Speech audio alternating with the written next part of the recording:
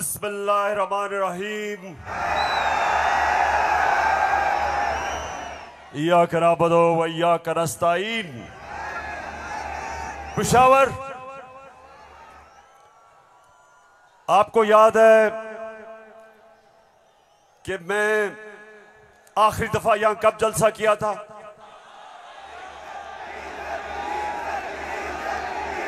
जब एक बैरूनी साजिश के तहत हमारी हुकूमत को गिराया गया, तो पहला जलसा मैंने उसके बाद अपने पेशावर की आवाम के पास आके किया।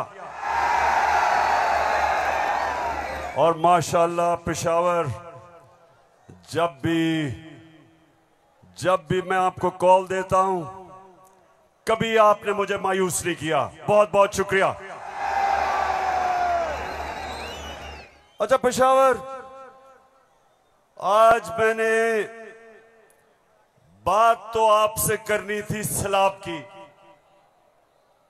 कल मैं सखर गया और मैं आपको यकीन दिलाता हूं कि अल्लाह ने हमारे पाकिस्तानियों को, खास तौर पे सिंध, बलूचिस्तान, डीजी खान, राजनपुर, डीआई खान, टांक और यहां ऊपर स्वात, गिलगित बल्तिस्तान, अल्लाह ने हमें बड़े इम्तिहान में डाला है। और सिंध में खास तौर पे मैं बात तो सिंध की करना चाहता था कि बहुत हमारे सिंध के पाकिस्तानी बड़ी मुश्किलों में हैं। लेकिन मैं आज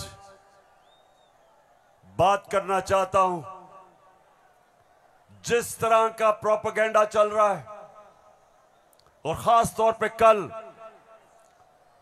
एक बड़ा मुनज़्ज़म प्रोपेगेंडा चला है, तो मैं उसके ऊपर पहले बात करूंगा और फिर आपसे पेशावर मजीद बातें होंगी। सबसे पहली चीज, मेरे पाकिस्तानियों, हम सबको एक चीज समझनी चाहिए कि कोई कौम, पेशावर, मेरी कोशिश ये है कि मेरा ये सारे जो नौजवान यहां खड़े हैं, मैं आपकी तरबियत भी करूं, आप में सियासी शऊर पैदा करूं, आपको समझाऊं कि हकीकी आजादी क्या है, आपको समझाऊं कि ला इलाहा इल्लल्लाह ये कैसे एक इंसान को आजाद करता है। कैसे जब अल्लाह से आप दावा करते हैं कि अल्लाह तेरा सिवा कोई खुदा नहीं, तो आप अपनी वो जंजीरें तोड़ते हैं जो इंसान को जमीन पे रखता है, इंसान की परवाज रोकता है। ये जंजीरें परवाज रोकती हैं इंसान की, उसकी अजमत की। और मेरे नबी सल्लल्लाहु अलैहि वसल्लम ने मदीना में ला इलाहा इल्लल्लाह से इंसानों को आजाद कर दिया। छोटे इंसान बड़े इंसान बन गए। वो अरब जिनकी कोई हैसियत नहीं थी, चंद सालों में, पेशावर, चंद सालों में दुनिया की इमामत की उन्होंने। ये तारीख का हिस्सा है।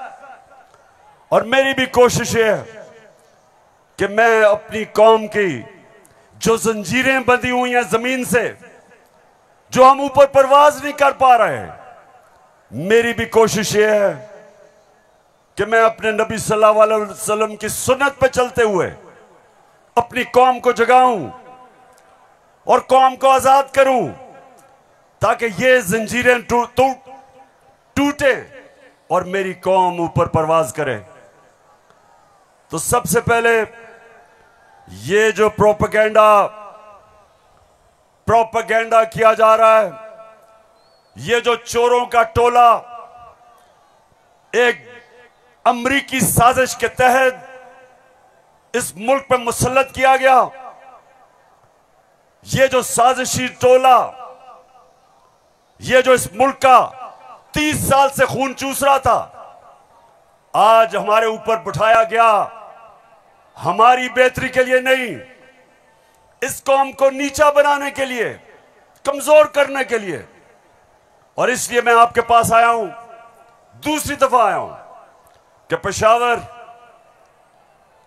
मैंने इंशाअल्लाह आपको अपनी हकीकी आजादी की तहरीक में शामिल करके पाकिस्तान को एक अज़ीम कौम बनाना है, जो इलामा इकबाल की ख्वाब थी। वो कौम जो कि इंशाअल्लाह वर्ल्ड लीडर्स बनाएगी, जो खुशहाल होगी, जिधर हरे पासपोर्ट की दुनिया इज्जत करेगी, जिधर जब और इंशाअल्लाह एक दिन आएगा जब हमारे पाकिस्तान से बाहर जाएंगे तो दुनिया कहेगी कि वो देखो पाकिस्तानी आ रहा है।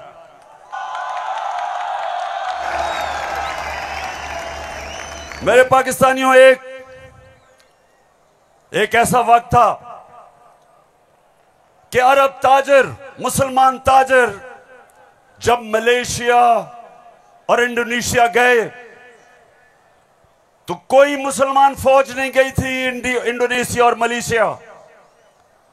मुसलमान ताजरों का किरदार देख के, मुसलमानों के ताजरों की सच्चाई देख के, सादिक और अमीन ताजरों ने अपने किरदार से लोगों को मुसलमान किया। याद रखें, मुसलमानों ने फतह नहीं किया था मलेशिया और इंडोनेशिया, मुसलमानों का कैरेक्टर था जिसने फतह किया था। मैं वो चाहता हूं कि वो हमारे पाकिस्तानी बने कि जब आप दुनिया में जाएं तो लोग आपकी इज्जत करें, आपके पासपोर्ट की इज्जत करें। और वो कभी नहीं होगा जब तक आपके ऊपर ये चोर बैठे हुए हैं।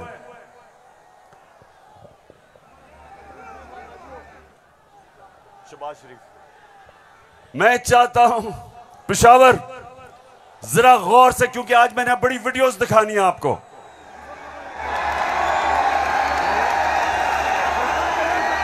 आज आप ये जलसा पूरी तरह आपकी तरबियत भी होगी और आप एंजॉय भी करेंगे। तो मैं जो आपको कह रहा था, फिर से मैं जो आपको कह रहा था कि मैं चाहता हूं कि मेरी कौम एक खुददार गैरतमंद कौम हो, क्योंकि ला इलाहा इल्लल्लाह इंसान को गैरत देता है। जो ला इलाहा इल्लल्लाह दिल में जिसके चले जाता है वो किसी झूठे खुदा के सामने नहीं झुकता।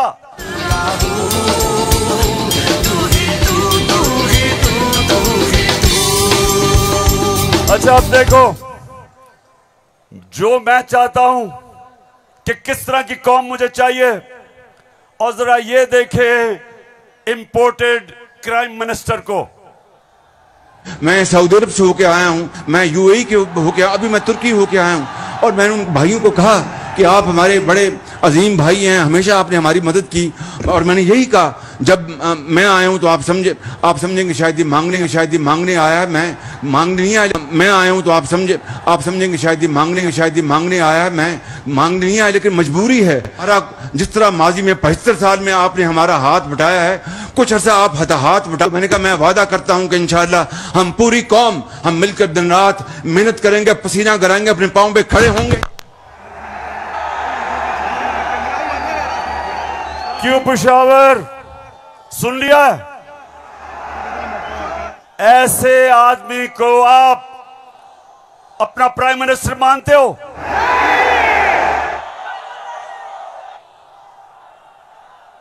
अगर ये वाकई अगर गैरतमंद प्राइम मिनिस्टर होता तो पहले जो इन्होंने अरबों रुपया चोरी करके मुल्क से बाहर रखा, पहले वो वापस लेके आते, फिर लोगों से पैसे मांगते।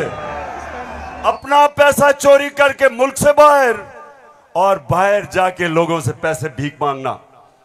अच्छा पाकिस्तानियों, पेशावर, मैं आज आपको अब बताना चाहता हूं कि ये जो चोरों का टोला हमारे ऊपर मुसल्लत किया, अब इनको पता चल गया है कि ये हमें हरा नहीं सकते। हाँ मुझे पता है कि फजल रहमान भी इनमें से एक है।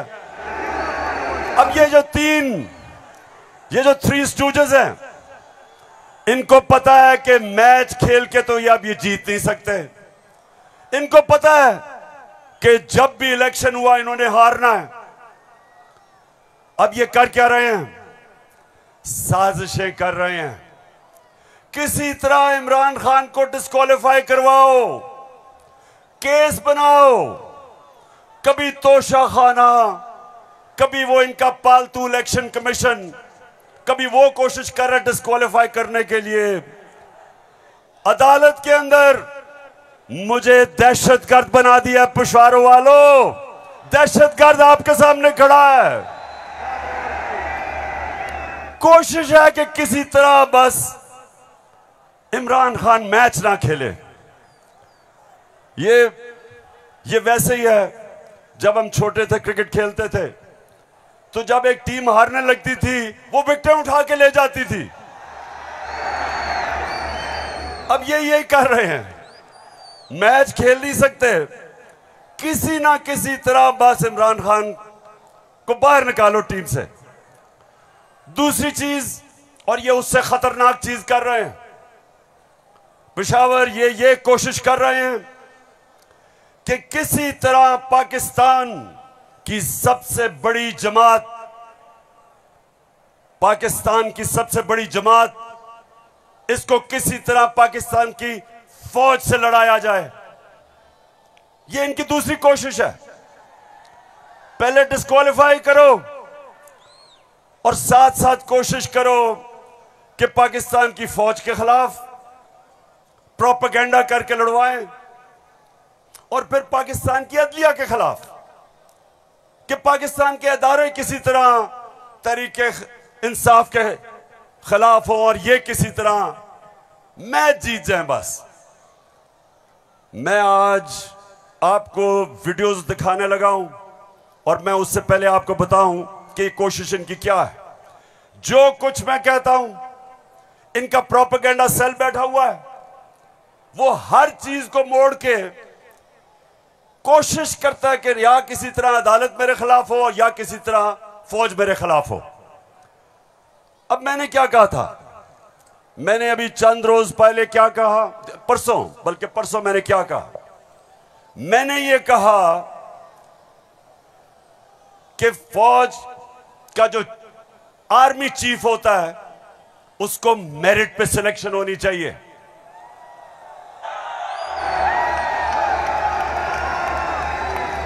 अब मुझे यह बताओ कि कोई भी किसी का खैर ख्वाह होता है, वो हमेशा चाहेगा अगर इदारा मजबूत करना है मेरिट पे सिलेक्शन हो। ये दुनिया का असूल है। आपने अगर फैक्ट्री सही चलानी है ऊपर मेरिट पे आदमी बिठाओ। आपने अगर मुल्क को ऊपर लेके जाना है, क्रिकेट टीम अच्छी बनानी है तो मेरिट के ऊपर सिलेक्शन हो। इसमें क्या गलत बात की थी? और मैंने साथ ये कहा था कि नवाज शरीफ और आसिफ जरदारी, ये किसी सूरत इन दो डाकुओं को पाकिस्तान का आर्मी चीफ नहीं सिलेक्ट करना चाहिए। ये क्यों कहा था मैंने ये इसलिए कहा था, सबसे पहले नवाज शरीफ मुल्क का मुजरिम है। अरबों रुपए की प्रॉपर्टीज बाहर इसकी पैनामा में पकड़ा गया, सजा हुई इसको, झूठ बोल के मुल्क से बाहर भागा, मफरूर है।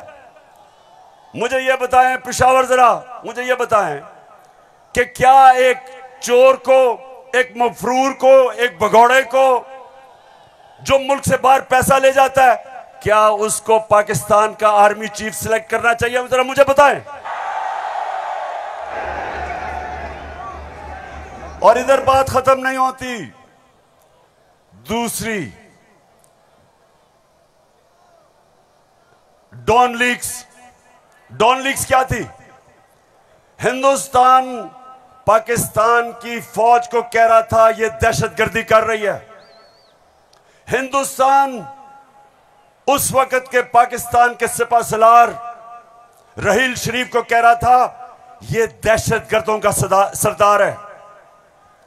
और डॉन लीग्स में क्या चीज सामने आती है? बजाय नवाज शरीफ और नून लीग अपनी फौज के साथ खड़े हो, वो हिंदुस्तान को पैगाम पहुंचाते हैं कि जी हम कुछ नहीं कर रहे, फौज सब कुछ कर रही है। अपने से फौज को अलग कर लिया। काठमांडू में सार्क मीटिंग में बरका दत्त किताब में लिखती है कि नवाज शरीफ छुप छुप के नरेंद्र मोदी को मिल रहा था अपनी फौज से डर के। और दूसरी तरफ आसिफ जरदारी वो अमेरिकनों को कहता है, अपने अमेरिका में पाकिस्तान का एम्बेसडर हुसैन हक्कानी वो जाके अमेरिकनों को, एडमिरल मलन को कहता है कि जनाब गवर्नमेंट को और जरदारी की गवर्नमेंट को पाकिस्तान की फौज से बचा लो। ये वो लोग हैं, बताओ मुझे, ये आर्मी चीफ सेलेक्ट कर सकते हैं? क्या हम इतने अहम ओहदे इन दोनों चोरों के हाथ में देंगे? नहीं देंगे। लेकिन तीसरी चीज पेशावर सुनो, इन्होंने सबको, मैंने बार बार आपको वो मुरासला दिखाया जो अमरीकी अंडर सेक्रेटरी ने धमकी दी पाकिस्तान को, पाकिस्तान के एम्बेसडर असद मजीद को, कि अगर तुमने इमरान खान को ना हटाया तो पाकिस्तान को मुश्किलों का सामना करना पड़ेगा। और नो कॉन्फिडेंस मोशन में अभी टेबल नहीं हुई थी तब वो धमकी देता है, और सबको पता है उसके बाद क्या हुआ। नो कॉन्फिडेंस आता है, चोरी के पैसे से मेंबर पार्लियामेंट खरीदे जाते हैं, करप्शन के पैसे से लोटे बनाए जाते हैं। और आपका भी एक बहुत बड़ा लोटा था। कौन लोटा था आपका? एक ही पख्तूनख्वा से लोटा आया और बहुत बड़ा लोटा था वो।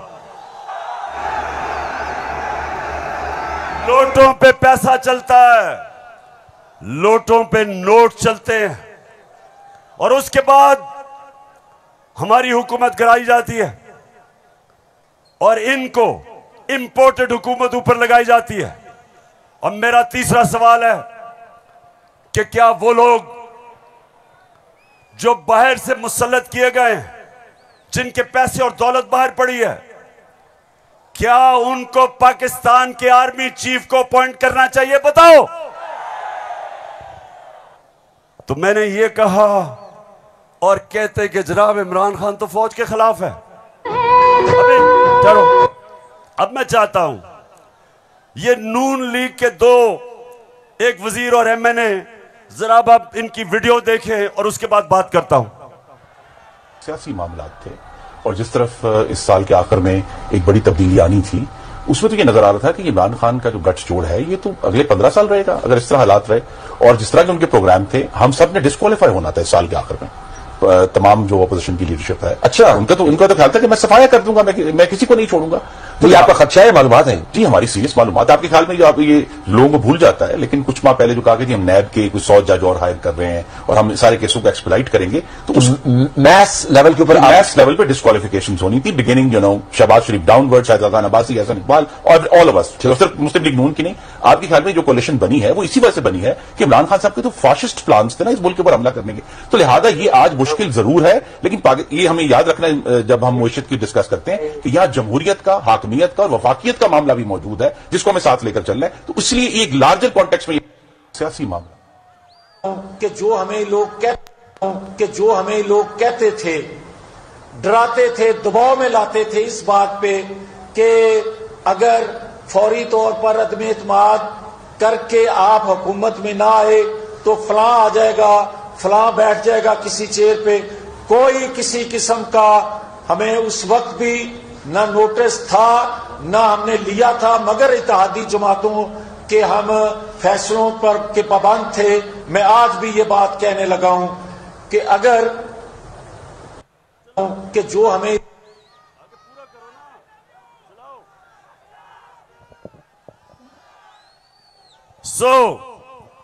इसलिए ये हुकूमत हमारी गिराना चाहते थे कि इमरान खान एहतसाब ना कर दे।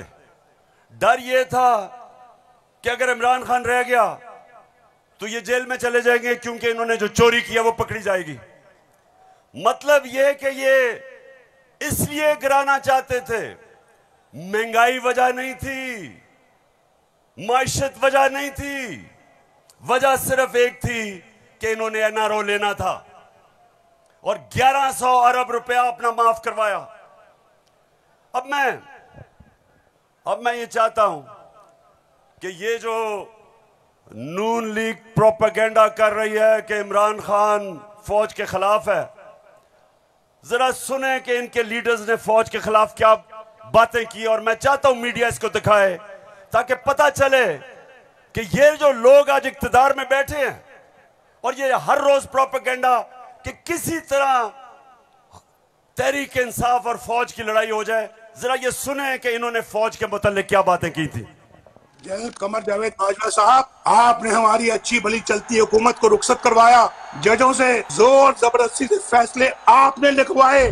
फौज के जवानों और अफसरों के नाम जब आप किसी फर्द वाहिद या मफाद परस्त टोले के लिए आइन तोड़ने के मुर्तकिब होते हैं, वहाँ आप खुद अपनी कौम को, अपने मुल्क और अपने लोगों को आइन शिकनों के रहमो करम पर छोड़ रहे होते हैं। हाँ, नवाज शरीफ ने ये जरूर किया कि उसने किरदारों और इदारों के दरमियान एक वाज़ेह लकीर खींच दी है। एक या दो अफराद इदारा नहीं हुआ करते, एक या दो अफराद इदारों की बदनामी का बायस बना करते हैं।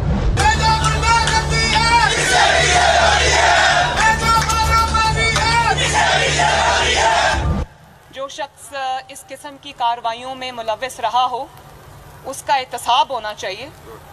उसको बल्कि इतने बड़ी बड़ी उनकी ग्लेयरिंग चीज़ें शायद 73 साल की तारीख में कभी नहीं मिलती, तो अब तो उनका एहतसाब होना चाहिए।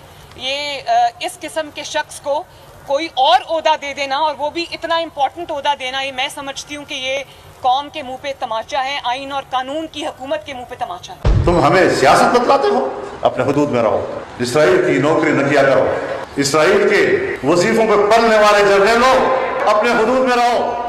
बड़े बड़े रैंकों वालों से भी अपने आप को मुहतरम समझता हूँ, और अगर बिगड़ोगे तो फिर अगर हम बिगड़ गए तो अफगानिस्तान में अमेरिका का क्या हश्र हुआ, खुदा की कसम यहाँ तुम्हारा वही हश्र। तो हमारी किरदार कशी करना छोड़ दो। अगर हमने आपकी शुरू की तो पता नहीं पाकिस्तान बनने से आज तक कितने जनरलों की शुरू हो जाएगी।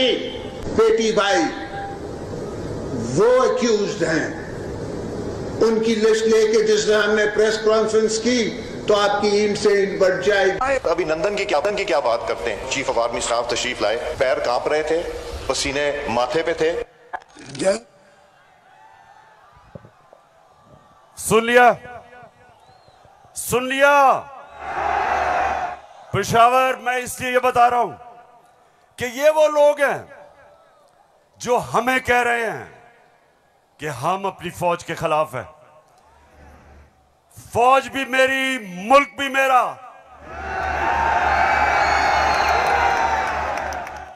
जितने इदारे मजबूत होंगे मुल्क मजबूत होगा, अदलिया मजबूत होगी मुल्क मजबूत होगा, फौज मजबूत होगी, हम आजाद हो सकेंगे।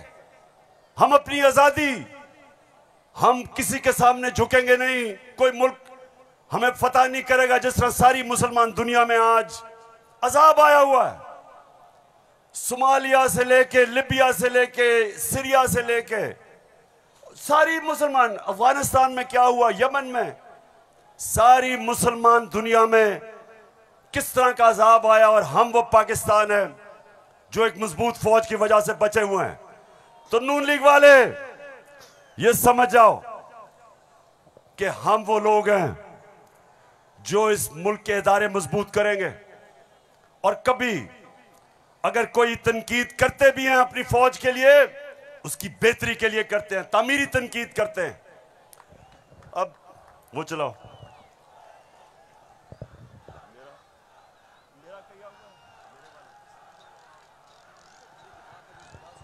ये बड़ा इम्पोर्टेंट है, मैं अपनी सारी कौम के सामने कहना चाहता हूँ। देखिए, एक तो जो फौज का इदारा है, कभी इसके खिलाफ बात ना करें, क्योंकि फौज एक ऐसी चीज है जो अगर हमारी फौज ना होती तो ये मुल्क में नहीं रहना था। इमरान खान से ज्यादा इस मुल्क को जरूरत पाकिस्तानी फौज की है, और हमें हमेशा इस इदारे को इसकी मजबूती के लिए हमें बात करनी चाहिए। और हमारे जो दुश्मन है वो मुसलसल इसको अटैक करते हैं, बल्कि ये दोनों जो prime minister, ex prime minister और प्रेसिडेंट, वो जरदारी और नवाज शरीफ, इन दोनों ने अपनी फौज को अंडरमाइन करने की कोशिश की है। ये जब गवर्नमेंट में भी थे इन्होंने अंडरमाइन किया उसको। इन्होंने गवर्नमेंट में रहते हुए वो डॉन लीग्स क्या थी, डॉन लीग्स वो हिंदुस्तान के साथ कह रहे थे कि जी हमारी फौज की वजह से हम दोस्ती नहीं हो रही, और जो मेमो गेट था वो क्या था, वो अमेरिकनों को कह रहा था जरदारी अपने हुसैन खानी के जरिए। जी शुक्रिया। मैं इसलिए आपके सामने ये रख रहा हूं कि ये मैं आज से नहीं कह रहा, ये मैं हमेशा समझता हूं। और आज तो है ही 6 सितंबर। पेशावर मुझे अभी भी 6 सितंबर याद है। मैं उस वक्त स्कूल में था और मुझे याद है जब के लाहौर के पास हिंदुस्तान की फौज आई और जो वहां जिस तरह की हमारे घरों में बमबारी की आवाज आ रही थी, तो मुझे तो बड़ी अच्छी तरह 6 सितंबर याद है। और मुझे यह भी याद है कि सारी कौम तब खड़ी थी अपनी फौज के साथ। अब दूसरी चीज मैं ये चाहता हूं कि आप सब देखें कि जुडिशरी के खिलाफ ये नून लीग ने पाकिस्तान की अदलिया के खिलाफ क्या बातें की हैं, जरा ये जरूर देखें, फिर मैं आप अगली बात करता हूं। इस तरह बेंच फिक्सिंग भी एक जुर्म, इस पे भी 100 मोटे। फजल रहमान देख ले कितना गुस्सा चढ़ा हुआ है इसको। सारे फैसले एक ही जज करेगा, जैसे लगता है कि उसका जज नहीं है, उसकी पार्टी का रुकन हो। जब बेंच बना तब से लेकर आज तक के फैसले तक इंसाफ होता हुआ नजर नहीं आ रहा था। अपने एक शख्स की वजह से आज आइन की तशरीह को में फर्क डाला जा रहा है। अपनी मर्जी से आइन की तशरीह की जा रही है। फुल कोर्ट इसलिए नहीं बनाया गया कि अगर फुल कोर्ट बन जाती तो आज का फैसला मुख्तलिफ होता। मौजूदा बेंच है उसमें जो मुअज़्ज़ज़ जज साहबान बैठे हैं, उन जज साहबान का हमारे मतलब जो उनके ख्यालात हैं उनसे भी कोई ना वाकिफ नहीं है, ना हम ना वाकिफ हैं। और उसके बाद हर वो केस जिसका फैसला हमारे खिलाफ आना हो उस बेंच का जो है वो वही हिस्सा होते हैं। और अब तो ये बात पहले से जो है वो प्रिडिक्ट होने लगी है। जो सहाफ़ी वहाँ सुप्रीम कोर्ट की कार्रवाई को कवर करते हैं तो वो पहले से जब बेंच बनता है या कोई केस जाता है तो वो पहले से बता देते हैं कि इसके ऊपर फलां बेंच बनेगा। अगर कुछ लोग गैर जानिबदार नहीं होंगे, अगर इसके सहूलतकार पीछे नहीं हटेंगे तो हमें बता दें मुल्क कौन चलाएगा। सुप्रीम कोर्ट के जजेस ने पीछे बेंड करके अपने आप को कभी इधर कि नहीं शायद उनको समझ नहीं आई, शायद उनकी तरफ पैगाम नहीं पहुंचा, वगैरह वगैरह वगैरह करके इनको हाथ नहीं लगाया। इनको तो मतलब ये है कि इनको कौन सी दीवार पे लगाया। तो जिस तरह मैच फिक्सिंग एक जुर्म है, इस तरह बेंच फिक्सिंग भी एक जुर्म। जब बेल का फैसला होने वाला होता था, जेल में उस दिन खबर मिलती थी कि 3 हफ्तों के लिए बेंच डिसॉल्व हो गया, नया बेंच, या कोई जज छुट्टी पे चला गया। जाता नहीं था, भेजा जाता। काजी फाइज ईसा साहब के मामले में माय लॉर्डशिप से ये पूछना चाहते हैं कि वो आपके ब्रदर जज थे ना, आपने क्या किया? तो फिर हमारी बात नोट कर लो, हम हर उस अदालत का और उस जज का घेराव करेंगे जो तुम्हारे इस गंदे और घटिया एजेंडे को परवान चढ़ाने के लिए अपोजिशन के खिलाफ जो है इक़दाम करेगा। चीफ सेक्रेटरी साहब, आपको इस बात का जवाब देना पड़ेगा। आपने इधर ही रहना है, आपके बच्चों ने भी इधर ही रहना है। कमिश्नर लाहौर साहब, आपने भी इधर रहना है, आपने सर्विस भी करनी है। इसलिए आपको ये चाहिए था कि आप इस गैर कानूनी अमल के आगे दीवार बनते और इसे बजा लाने से इनकार करते। आला अदलिया के जजेस पार्टी बनकर अगर चीफ जस्टिस वो जबान इस्तेमाल करेंगे जो इमरान खान कंटेनर पे चढ़ के करता था, तो उस जबान का वही जवाब मिलेगा जो नवाज शरीफ के सियासी मुखालिफिन को दिया जाता है। आप कौन होते हो किसी की तौहीन करने वाले? आप कौन होते हो किसी की तज़हीक करने वाले? ऐसे नाइंसाफी पर मबनी फैसले करोगे, बुग़्ज़ पर मबनी फैसले करोगे, इंतकाम वाले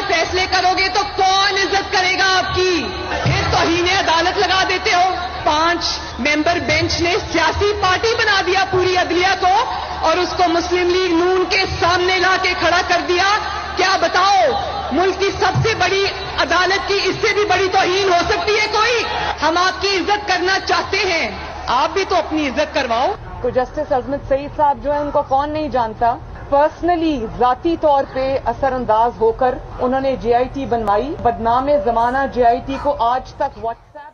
मैं सिर्फ आपको ये थोड़ा सा सैंपल दिखा रहा हूं कि किस तरह का ये अपने पाकिस्तान की अदलिया के खिलाफ क्या जबान इस्तेमाल की गई है। और मैं अपना आपको बता दूं, आज से 26 साल पहले जब मैंने सियासत शुरू की तो उसको इंसाफ की तहरीक का, आजाद अदलिया के लिए सबसे पहले हम खड़े हुए। जेल में वाहिद सियासी लीडर था जो आजाद अदलिया के लिए जेल में गया। 2008 की इलेक्शन बॉयकॉट की अपनी अदलिया के लिए। उसके बाद जब हम इक्तदार में आए तो इस्लामाबाद में 50 साल के बाद पहली दफा जुडिशल कॉम्प्लेक्स बनाया अपने जजेस के लिए।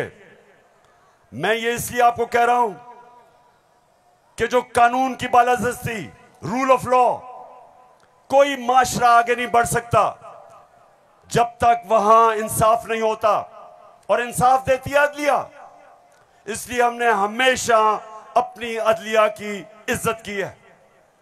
ये जो नून लीग के लोग हैं जो आज जिस तरह की जबान इस्तेमाल कर रहे हैं, सोशल मीडिया पे अटैक कर रहे हैं इस्लामाबाद के चीफ जस्टिस को, ये कभी, मैं आपको ये बता रहा हूं कि मैंने कभी अपनी पार्टी को इजाजत नहीं दी कि अदलिया को अटैक करे, क्योंकि आखिर में इंसाफ होगा तो मुल्क में खुशहाली आएगी, और इंसाफ अदलिया देती है।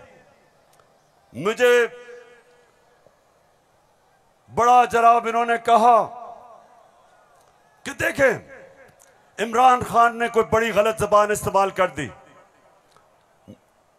मैं आप सबके सामने आज ये कहना चाहता हूं कि मैं अपनी अदलिया की इज्जत करता हूं, लोअर कोर्ट्स की इज्जत करता हूं।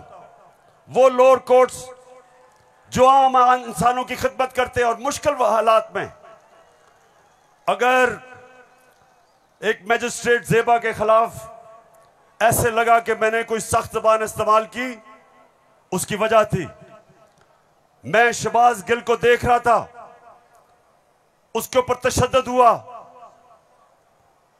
उसको जिसको कहते हैं कस्टोडियल टॉर्चर, उसको हवालात में बंद करके तशद्दुद किया गया, नंगा किया गया।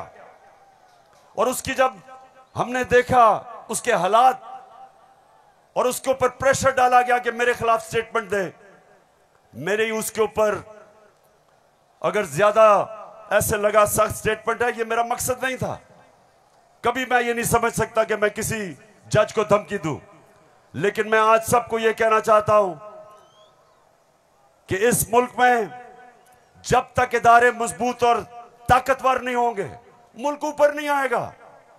आज अगर मगरिब के अंदर खुशहाली है तो वहां इंसाफ है। जितना ज्यादा इंसाफ और कानून की बालादस्ती, उतना खुशहाल माशरा। तो मेरी तो पहले दिन से यह स्ट्रगल है।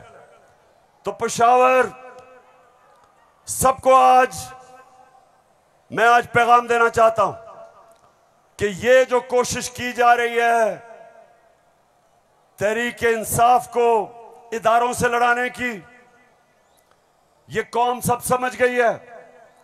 कौम में सियासी शऊर आ गया है। लोग एक एक चीज, कभी भी पाकिस्तान के अंदर अवाम और बच्चे और नौजवान और मेरी ख्वातीन बहनें, कभी इस तरह का शऊर और बेदारी नहीं थी जो अल्लाह के फजल से आज पाकिस्तान में है। तो ये जो चोरों का टोला, ये जो बार बार कोशिश कर रहा है कि तहरीक इंसाफ को दीवार से लगाया जाए, सब सुन लो कि जितना तुम मुझे दीवार से लगाओगे उतना मैं और तुम्हारे से मुकाबला करूंगा, लड़ूंगा तुम्हारे से।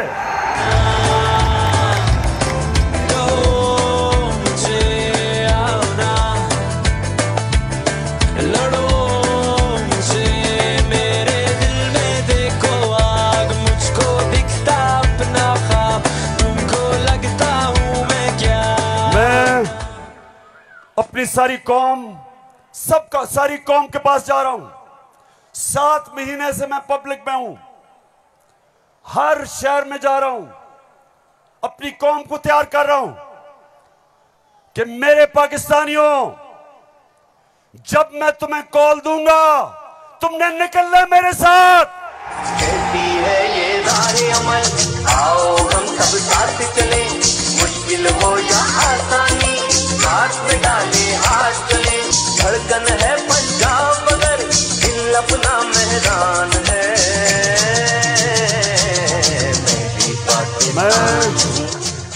अच्छा पेशावर, जब हमें इन्होंने हटाया था, फिर से मैं आपको याद करा दूं, उस वक्त पाकिस्तान तेजी से तरक्की कर रहा था। जो इस हुकूमत ने जो किताब माइशत के ऊपर शाया की, जिसको कहते हैं इकोनॉमिक सर्वे ऑफ पाकिस्तान, उसके अंदर पाकिस्तान 17 साल के बाद सबसे तेजी से हमारी माइशत ऊपर जा रही थी। 5.6 और चौथे साल 6%। आज IMF कह रहा है, आलमी इदारा कह रहा है कि 6% से अब हमारी माइशत 1% से भी कम पे जा रही है। यानी माइशत सुकड़ रही है, बेरोजगारी बढ़ रही है, फैक्ट्रियां बंद हो रही हैं। किसान जिसने रिकॉर्ड पैदावार की थी, उसकी पैदावार नीचे जा रही है, क्योंकि बिजली और फजल रहमान की कीमत ऊपर चली गई है। ट्यूबवेल के लिए जो डीजल चाहिए वो महंगा हो गया। बिजली, अच्छा बिजली के बिल जिन जिन के पास आए हैं, जरा मुझे हाथ खड़े करके बताएं, कभी पाकिस्तान की तारीख में इतनी महंगी बिजली नहीं थी। क्या हुआ कि 4 महीने में कौन सी क़यामत आ गई कि बिजली की कीमत 18 रुपए यूनिट से 36 रुपए यूनिट, और टैक्सेस मिला के 50 रुपए यूनिट पे बिजली पहुंच गई है। गंदम 850 रुपए पे 20 केजी मिलती थी, आज कराची के अंदर 2000 रुपए पे नहीं मिल रही। बलूचिस्तान में देखें गंदम की कीमत किधर गई। हमारे दौर में, ये जरा गौर से सुने, हमारे दौर में तेल इंटरनेशनल मंडी में 103 से 115 डॉलर पे बिकता था। आज वो पहुंच गया 96 डॉलर पे। तेल की कीमत इंटरनेशनल मंडी में कम हो गई है। लेकिन हमारे दौर में 1 लीटर पेट्रोल 150 रुपए और 1 लीटर फजल रहमान 145 रुपए। आज 234 पे पहुंच गया। बिजली दुगनी, पेट्रोल डीजल ऊपर, सब कुछ महंगा और रुपया गिर रहा है। IMF के प्रोग्राम के बावजूद रुपया गिर रहा है। IMF ये कहता है कि आगे पाकिस्तान के जो माशी हालात हैं वो और बिगड़ने वाले हैं। बिजली की कीमत अभी और बढ़ेगी, GST लगेगा 17%, कीमत और ऊपर, पेट्रोल डीजल और ऊपर। तो मेरे पाकिस्तानियों, आज हम नहीं, IMF कह रहा है कि पाकिस्तान श्रीलंका की तरफ जा रहा है, यानी माशी तबाही की तरफ जा रहा है। तो सवाल आज ये है कि वो कौन थे, वो कौन मुजरिम थे, कौन इस कौम के गद्दार थे जिन्होंने बैरूनी साजिश का हिस्सा बन के इस मुल्क में आपकी हुकूमत कराई और इन चोरों को लेके आए।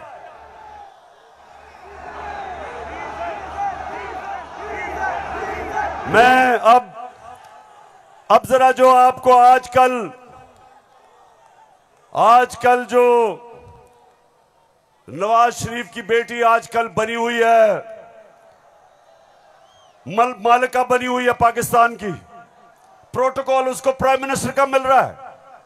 जरा मैं सारी कौम के सामने बताना चाहता हूं कि इसका सबसे बड़ा मसला यह है कि इससे सच नहीं बोला जाता।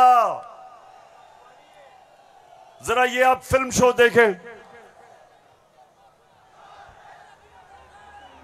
ना, आपकी इनकम इतनी है कि आपको ये प्रॉपर्टी आप ले सकते हैं कि आपने मेफेयर के अंदर जो आपकी 4 अपार्टमेंट्स हैं उनकी 1 अरब से ज्यादा, 1 अरब रुपए से ज्यादा उनकी कीमत है। अब 4.5 अरब तक पहुंच गई है उनकी कीमत। आपने अपनी जो टैक्स में टोटल आमदनी बताई है 94 में 1.5 लाख रुपए है। मुझे ये बताएं कि आपने अरबों रुपए की मेफेयर में प्रॉपर्टी खरीदी कैसे?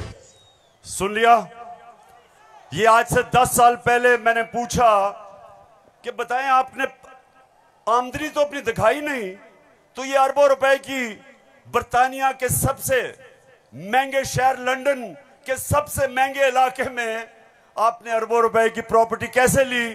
तो जरा आप ये सुने, जवाब आता है। बात यह है कि जिन अरबों रुपए की मेफेयर की प्रॉपर्टीज की ये बात कर रहे हैं, ये तो पहले पता नहीं है। बताएं कौन सी प्रॉपर्टीज है, लाएं, दिखाएं, उसका कोई प्रूफ लाएं। सुन लिया, कहते किधर है ये प्रॉपर्टी, किसकी बात कर रहे हैं?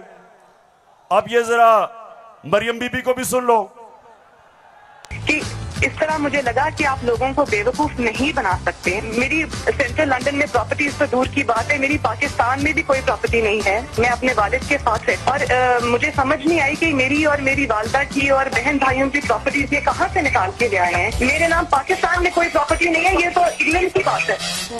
सुन लिया पेशावर, सुन लिया आपने, मेरी बहनों आपने सुन लिया कि लंदन तो छोड़े मेरी पाकिस्तान में भी कोई प्रॉपर्टी नहीं है। मेरे तो बहुत बुरे हालात हैं। अब मरियम बीबी को नहीं पता था कि एक इंटरनेशनल इंकशाफ होता है, पैनामा पेपर्स। दुनिया में जो सीक्रेट डॉक्यूमेंट्स हैं वो लीक हो जाती हैं। बड़े बड़े दुनिया में प्राइम मिनिस्टर और वजीर सब पकड़े जाते हैं, उसमें हमारे शरीफ खानदान भी फंस जाता है। नवाज शरीफ, मरियम नवाज, हसन नवाज और हुसैन नवाज के बैरून मुल्क खुफिया असासों का इंकशाफ। पनामा लीक्स ने बैरून मुल्क खुफिया दौलत का भांडा फोड़ दिया। सुन लिया, अब ये सुना, ये इंकशाफ हो गया। जब इंकशाफ हुआ तो मरियम के भाई हुसैन शरीफ क्या कहते हैं, ये जरा सुन लें। मैं इस बात को तस्लीम करता हूँ कि अल्हम्दुलिल्लाह पाक लेन के ऊपर जो अपार्टमेंट्स हैं वो अल्हम्दुलिल्लाह हमारे हैं। मैं इस बात को तस्लीम करता हूँ कि उनको ऑफशोर कंपनीज नेस्कॉल लिमिटेड और नीलसन लिमिटेड जो है उनको ओन करती हैं। और मैं आपको ये भी अर्ज करता हूँ उनको होल्ड कर रही है इस वक्त मरियम नवाज शरीफ, मेरी हमशीरा जो है। पेशावर सुन लिया कि छुपाई हुई थी प्रॉपर्टीज। एक हदीस है कि शैतान आप इंसान के गुनाह दुनिया में नशर कर देता है। वो दुनिया में नशर हो गए, उन्होंने कहा हमारी प्रॉपर्टीज नहीं, प्रॉपर्टी सामने आ गई। अब ये मैं आपको समझाने की कोशिश कर रहा हूं। असल में नवाज शरीफ की प्रॉपर्टी थी, मरियम बेचारी के पास किधर से पैसा आया? पैसा तो नवाज शरीफ का था। क्यों छुपा रहा था? क्योंकि आपके चोरी का पैसा था, अवाम से पैसा चोरी किया था। चोरी और करप्शन में क्या फर्क? चोरी होती है जो जेब कुतरा करता है, जो आपके घर में चोरी होती है, जो साइकिल चोरी होता है, मोटरसाइकिल, इंसान को नुकसान पहुंचता है। करप्शन, मुल्क का पैसा चोरी करने को करप्शन कहते हैं, और मुल्क तबाह होते हैं करप्शन से। जो पैसा आपकी तालीम पे, अस्पतालों पे, सड़कों पे, गुर्बत कम करने पे, जो पैसा वहां खर्च करना होता है इनकी जेबों में चला जाता है, मुल्क से बाहर चला जाता है। इसलिए कौम में गरीब इसलिए नहीं होती कि उनके पास वसाइल नहीं है, असासे नहीं है। कौमें गरीब तब होती हैं जब उनके अपने सरबराह मुल्क को पैसा चोरी करके बाहर ले जाते। तो ये जो आज हमारे ऊपर मुसल्लत किए हुए हैं, सारी कौम तैयार हो जाए। मैं कभी इनको कबूल नहीं करूंगा, मैं कभी इनकी गुलामी कबूल नहीं करूंगा। हाथ खड़ा करके बताओ आप तैयार हो जब मैं आपको कॉल दूंगा? आपने सब तैयार होना है। जिस तरह मैं आपको कह रहा हूं, कहता रहा हूं, मैं हूं आपका कप्तान और आप मेरी टीम हो। और ये वर्ल्ड कप हमने पाकिस्तान की हकीकी आजादी के लिए जीतना है। एक अजीम मुल्क बनाना है पाकिस्तान को। हमेशा आजाद मुल्क ऊपर जाते हैं, गुलाम मुल्कों की परवाज नहीं होती। हम ये नहीं चाहते कि हम किसी दुनिया के मुल्क से लड़ाई करें। हम अमेरिका को मैं बार बार कहूं कि अमेरिका, हम अमन में आपके साथ हैं, किसी जंग में हम आपके साथ नहीं हैं। हम दोस्ती चाहते हैं, लेकिन हम किसी सूरत आपकी गुलामी नहीं चाहते। हम अपनी जमीन नहीं इस्तेमाल होने देना चाहते किसी और लड़ाई के अंदर। हम नहीं चाहते कि हमारी जमीन इस्तेमाल हो किसी भी दुनिया के मुल्क के ऊपर आप किसी किस्म की जारियाना कार्रवाई करें। हम ये नहीं चाहते। हम फिर से कहते हैं, हम अमन में सबके साथ हैं। हम तो हिंदुस्तान से भी अच्छी दोस्ती करेंगे, लेकिन पहले कश्मीरियों को उनका हकूक दो, उनकी स्टेटहुड वापस करो। हम हिंदुस्तान से भी बातचीत कर लेते, लेकिन हम किसी सूरत अपनी आजादी के ऊपर सौदा कभी नहीं करेंगे। मेरे साथ हो पेशावर, साथ हो मेरे। तो फिर से जाते हुए आखिरी बात, आप सब ने तैयार रहना है। मैं आपको कॉल दूंगा इस्लामाबाद की, और वो कॉल होगी इस मुल्क को इन चोरों से आजाद करने के लिए। पाकिस्तान जिंदाबाद।